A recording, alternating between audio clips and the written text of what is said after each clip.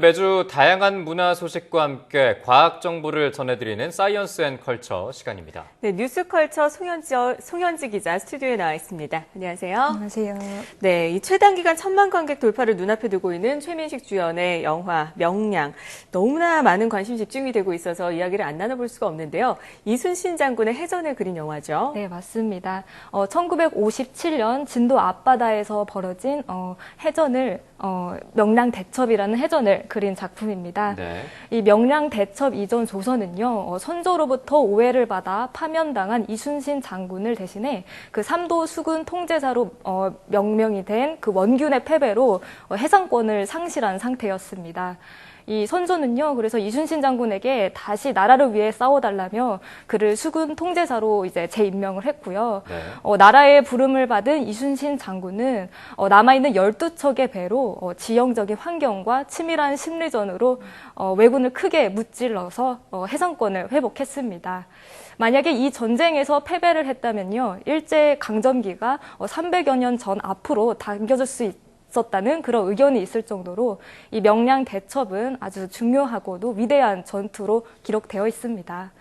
이 영화 명량은요, 역사의 재해석보다는 난중일기와 같은 자료의 고증에 충실하고 싶었다는 김한민 감독의 의도에 따라 실제 8시간의 사투였던 명량 대첩을 2시간의 러닝타임 안에 빡빡하게 잘 담아내고 있습니다. 네. 그리고 러닝타임의 절반 이상을 차지하는 해상 전투씬이 상당히 매력적이라고 이야기를 들었는데 촬영 현장은 어땠습니까? 네, 촬영 현장은요, 우선 생생한 묘사를 위해서요, 실제 크기와 모양새를 본딴 30m 길이의 조선 판옥선을 실제로 건조했다고 합니다. 네. 또 일본에서조차 자료가 존재하지 않는 왜군의 안택선도요, 철저한 사료를 분석한 끝에 가장 근사치로 제작했다고 합니다. 이 영화를 위해서 이런 판옥선과 안택선, 그리고 일본의 전투선인 세키분의 이 2척 등 총 4척의 거대한 배가 실제로 만들어진 건데요.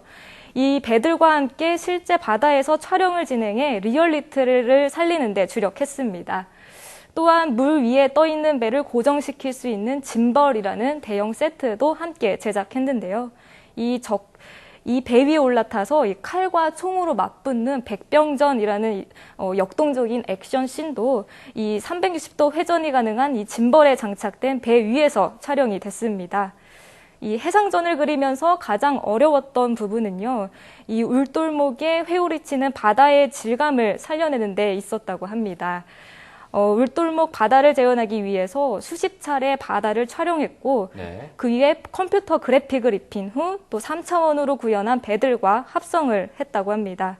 이 특수 효과를 담당했던 국내 CG 업체 매크로그래프 측에 따르면요, 이 바다의 물살을 그리고 또 배들의 충돌 장면을 수십 차례 모의 실험을 끝에 이제 그려냈고요. 이 백병전은 물론 배 안의 소품과 시설까지 모두 그 특수 효과를 활용했다고 합니다. 네, 영화에서 보면은 수적으로 분리할 수밖에 없는 그런 상황인데도 불구하고 이순신 장군이 이 지형적 특징을 아주 현명하게 잘 이용하는 걸 볼 수가 있는데요. 그런데 이 진도 앞바다 울돌목은 워낙 회오리처럼 파도가 일어나는 곳으로 잘 알려져 있잖아요. 실제로 어떻습니까? 네, 맞습니다. 그 물살이 빨라서 마치 우는 소리가 난다고 해서 그리고 물이 되돌아간다고 해서 돌인 이 울돌목은요, 시간당 20km의 그 유속을 흐르고 있는 아주 급류가 이 굴곡이 심한 암초 사이를 소용돌이처럼 흐르고 있습니다. 네네. 이 유속이 약 5km만 돼도 이제 보통 잠수하기 어려운 환경이라고 볼 수 있는데요. 그보다 4배인 유속 20km인 이곳에서 만약에 빠진다면 순식간에 휩쓸려 갈 수 있는 위험한 곳이라 이 병법적으로는요, 사지, 즉 죽음의 땅이라고도 불립니다. 네. 네네. 이 밖에 또 이 급류가 암초를 부딪혀서 이제 튕겨져 나가는 그 소리가 8km 밖까지 들린다고 합니다. 그래서 조선 후기에 편찬된 여지도서에서요, 이 울돌목에 대해서 이 주둥이처럼 생겼는데 이 큰 물결과 커다란 파도가 좁은 협곡을 만나 방망이를 찢는 듯한 격렬한 소리를 내며 운다라고 기록되어 있습니다. 네. 말씀하신 대로 울돌목, 울자가 운다는 거에 울, 그리고 돌이 이제 돈다 할 때 그렇게 이야기를 하셨는데 이곳이 이렇게 빠른 유속을 보이는 이유가 있을까요? 네, 그 이유가 있다고 합니다. 국립해양조사원 그 분석 자료에 의하면요, 그 밀물대 넓은 남해의 그 바닷물이 좁은 울돌목으로 이제 들어가면서 이 서해로 빠져나가기 때문이라고 합니다. 이 이순신 장군은 이런 울돌목의 사지를 등 뒤에 두고 등 뒤에 두고 이제 싸우는 것은 불리하다고 판단을 했고요. 그래서 명량 대첩이 있기 하루 전날에 그 해협의 길목인 벽파진에서 좀 더 뒤쪽인, 좀 더 안쪽인 전라 우수영으로 진을 바꿨다고도 합니다. 예, 그리고 울돌목의 급류를 보시려면요, 이 바닷물이 들고 나는 시간을 좀 알아야 하는데요. 네네. 보통 2시에서 4시 사이에 이 급류를 볼 수 있다고 합니다. 한편 이 울돌목의 빠른 유속을 이용해 2008년에는 1000kW급의 시험 조류 발전소가 설치됐다고 합니다. 이 조류 발전은 그 빠른 유속을 이용해서 마치 바람개비처럼 생긴 그 수차를 돌려서 전기를 생산하는 방식인데, 이 전 세계에서 노르웨이와 영국과 같은 유럽 몇 나라에서만 시험적으로 발전하고 있는 거고요. 우리나라에서도 미래의 대체 에너지로 좀 주목받고 있는 발전 방식입니다. 네, 울돌목의 지형을 10분 활용한 이순신 장군의 지혜에 정말 절로 감탄이 나오지 않을 수가 없는데요. 그런데 이순신 장군이 선택했던 또 하나의 전투 전략 중에 충파 작전이라고 있죠. 이 배와 배를 부딪히는 것. 이 작전이 우리 함선에 유리했던 이유가 뭘까요?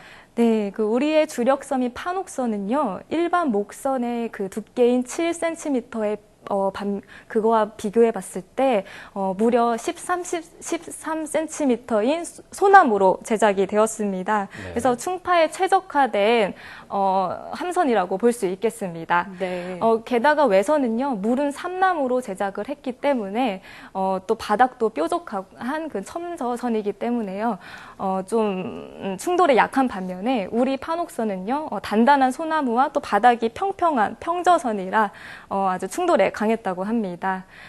특히 우리나라 함선은 나무와 나무를 연결하는 이음새가 그 나무못을 활용했다고 합니다. 반면 외구는 그 쇠못을 활용했다고 하는데요. 이게 왜 중요하냐면, 물에 빠지기 시작하면 우리 판옥선 같은 경우에는 그 나무의 재질 특성상 이음새가 강하게 붙기 때문에 더 밀도가 향상이 되고 그래서 더 단단해지는 반면에, 그 외선 같은 경우에는 쇠못이 녹슬기 때문에 더 약해진다고 합니다. 이런 점을 봤을 때 우리나라 선조의 지혜가 되게 뛰어나다, 이런 생각을 하게 됩니다. 네, 네. 조류를 이용한 점도 그렇고 또 충파를 이용한 점도 그렇고 참 우리 선조들의 어떤 지혜를 엿볼 수 있는 그런 영화가 아닌가 싶은데요. 이 영화에서 이제 예고편을 보면은 신에게는 아직 12척의 배가 남아 있습니다라는 광고 카피가 나오는데, 이런 것들을 봤을 때 흥행 가도를 달리고 있다고 하더라고요. 흥행의 비결이 어떻게 될까요?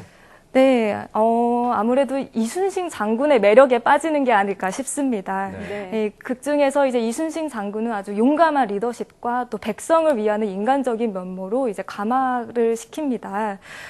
이제 필사즉생, 즉생필사, 즉 반드시 죽고자 하는 사람은 살고 반드시 살고자 하는 사람은 죽는다와 같은 이순신의 이 명언은요, 네. 비단 그 병법에만 적용되는 것이 아니라 삶의 용기를 얻고자 하는 우리 국민들에게 많은 감동을 주고 있는 것 같습니다. 네. 네. 네, 영화 명량 소개를 들으면서 저도 이번 주말에는 더더욱 영화관에 가보고 싶은 생각이 드는데요. 여러분도 혹시 보지 못하신 분 이번 주말에 이용해 보시면 어떨까 싶습니다. 자, 지금까지 뉴스컬처 송현지 기자와 함께했습니다. 오늘 말씀 고맙습니다. 감사합니다.